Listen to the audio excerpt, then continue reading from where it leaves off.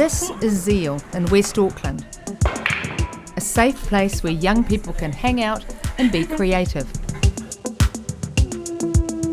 The overall vision of Zeal is for every young person to live full lives of meaning and purpose. And a big part of that is the mental well-being of vulnerable teens. Elliot Taylor's been part of Zeal for the last 10 years. It's important to recognise everyone has mental health, so everyone's susceptible to distress. And that means that we need to have the supports available for people, particularly young people, when they're in crisis. And in our country, we have a long way to go to ensure that we have all those supports available. To help give that support, Zeal has developed a program that identifies young people online who are going through a tough time. New Zealand stats would show that 1 in 5 people experience mental illness in their lifetime. We know we have really high statistics around suicide in our country, and that doesn't even show the stats around the amount of people who have suicidal ideation or who are just struggling or having a hard time with their mental health. The online crisis intervention program is the first of its kind in the world. Volunteers offer care and support to young people around the globe through online chat. The problem that we kind of saw when it came to, I guess, traditional mental health services is that the expectation was for those people that are struggling or in distress to walk out of their room and come into the room where the help is. But that can be difficult when you're experiencing distress. And research shows that up to 80% of young people struggling with depression and anxiety don't seek professional help. Lani Evans is head of the Vodafone New Zealand Foundation, which is funding the program. Most people are using social media of some form now, and if we can perfect this and help Zeal to get this right, then it has the potential to expand internationally and provide services for young people all over the world. The program uses tools to pick up keywords on social media that identify young people who may need someone to talk to. The initial focus is on Instagram. So I've seen it described as like a helpline but in reverse. That's right. How do you know that someone is crying out for help? Yeah, so I guess a lot of what we come across is both images and text. These are anonymous accounts most of the time, and young people posting images often black and white, ranging from really depressive quotes to sometimes images of self-harm, and then paired with captions of young people talking about their pain or struggle.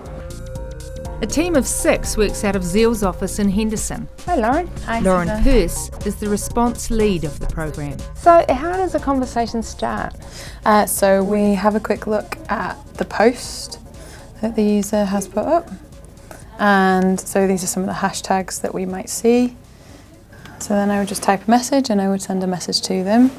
So just kind of basic invitation, acknowledging that they seem to be having a tough time, and just see if they want to talk to us. Do you always get a response? No, we don't always get a response, but the very action of us kind of reaching out our hand to people is what we feel like is enough. So often you'll see them typing for quite a long time. So you'll hold your breath a little bit, and sort of not knowing what they're going to come back with can be a bit daunting. And can sometimes a conversation last quite a long time? Yeah, so the average is probably about an hour that a conversation might last, but that may spill into days. We've got a reply. We do have a reply. So one of the most important things for us is to kind of affirm that feeling rubbish or not feeling so great, mental health not being great is okay, and that it's a normal thing, and that they can open up if they want to, but it's always an option.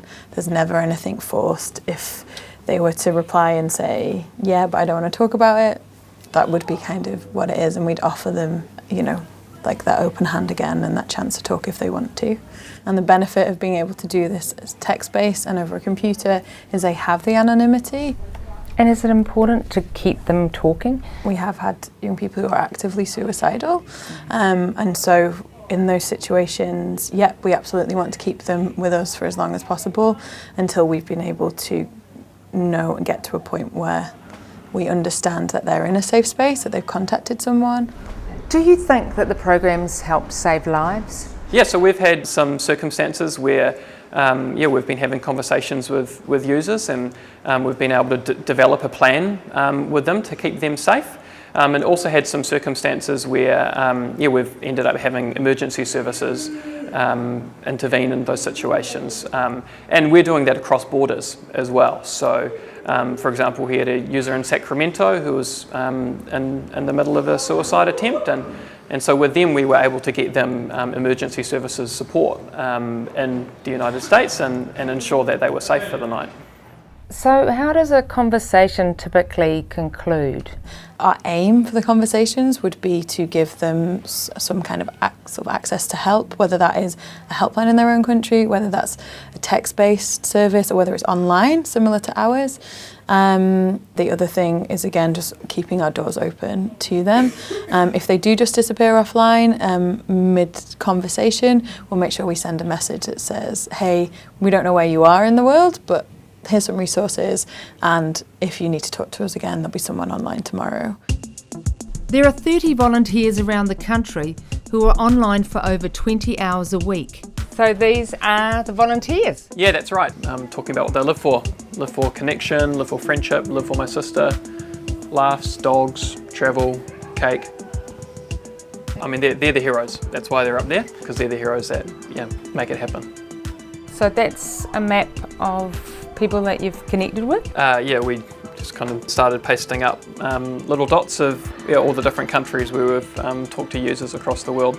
Actually, we had a conversation with someone from Kazakhstan recently who was using Google Translate to have a conversation with us. So that was pretty special. Yeah. And Elliot's team has just reached a special milestone. 1,000 conversations. We've reached out to probably 4 or 5 times that amount. But yeah, on average at the moment, we have about kind of 30 to 50 conversations per week. A program like this can't exist without significant financial support. That's where the Vodafone Foundation comes in. It's donated $700,000 to help it grow. We're the charitable arm of Vodafone, and we are an independent charitable trust that's focused on creating better outcomes for young people all around Aotearoa. A grant of $700,000 is a really big commitment, your biggest yet. So how did you decide to make such a substantial donation to one organisation? We can really see the potential in this. There's the potential for scale, but also the potential for it to really have strong impacts on our young people and the well-being of our young people. We invest about $2.5 million a year in community organisations around New Zealand. So it's a pretty big percentage of what we give out. But that being said, I think that's a small amount considering the impact that's been made from a small organisation in West Auckland, an impact that's already seen global results. So this is a really significant grant from Vodafone New Zealand Foundation to Zeal. What does that mean to you? It enables us basically to be able to refine our service and then to be able to scale up. So our goal in the next year is to be 24/7, to have 200 volunteers located all around the world, and to be able to be supporting hundreds of young people every week who are experiencing crisis.